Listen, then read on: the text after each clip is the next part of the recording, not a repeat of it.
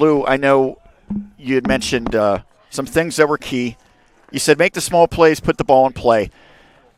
Early in this game, there was a very costly error by Zach Feldman, and I'm sure that no one was more upset about that than him. It directly resulted in the first 2 runs. That could have been the start of a downward spiral. Right. Your team got 2 runs in the bottom half of the inning. Feldman was nearly perfect after that. So what allowed the team to have that mental fortitude? Well, we talked about that, putting 2 runs across the board for them and then tying it in. It was a new game. It became a 6-inning game versus a 7-inning game. And, they stayed focused today. They wanted to win. They know what we got to do to move forward from here to, get better. And they showed improvement today. Our pitching was phenomenal today. It's hard to read a lot into a pitcher's ERA, especially when it's still relatively early in the season. But Feldman's numbers were not great coming in. No. He looked like a much better pitcher. Is it a case of, much like we talked about Drodos with hockey, Feldman with basketball, a team that made the state tournament, is getting a little bit more comfortable on the mound? Yeah, he didn't get cleared to us till the 11th, and we had him for 5 days, and we started play. So he didn't get to log in a lot of bullpen hours, but he's progressively getting better as he's throwing, and each day he's improving. And it was the same thing with him last year, with basketball. And he had a phenomenal basketball season, and then he brought everything with him over here. And he's a competitor. He didn't want to come out in the 7th inning, but.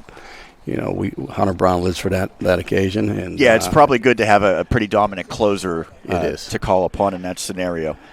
I would imagine that after Monday, you out-hit the Mustangs. It's probably we just need to get hits at better times. Timely hits, yeah. Did you feel like your team did a much better job in that regard? Oh, absolutely. They put the ball in play today. They come up with the big hits. I think we scored 3 or 4 2-out runs, and that's big. We haven't done that up until today, but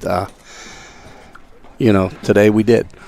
And that's important when you got runners in scoring position to score them. The name of the game is put runs across the plate, and we never want to squander an opportunity. And today we did enough to put the ball in play. We're still not hitting the shape and getting him moving, but he swings a good bat, and his bat in the lineup is going to help. He come in today with a big 2-out hit.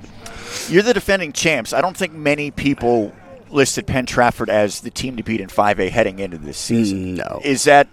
How do you approach that? Because you have the built-in confidence with many of these players being through it.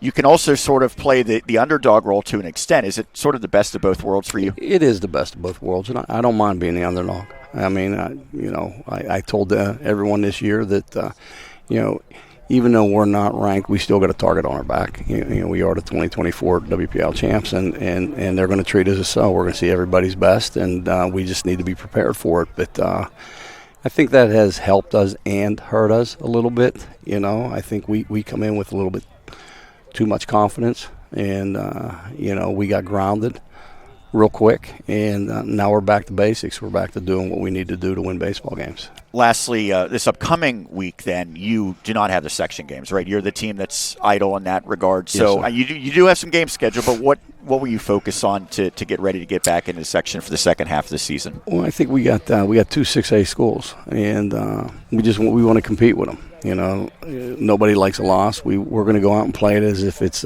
Game 7 of the World Series. Hempfield and North Allegheny. And North teams, two pretty good programs. Right, exactly.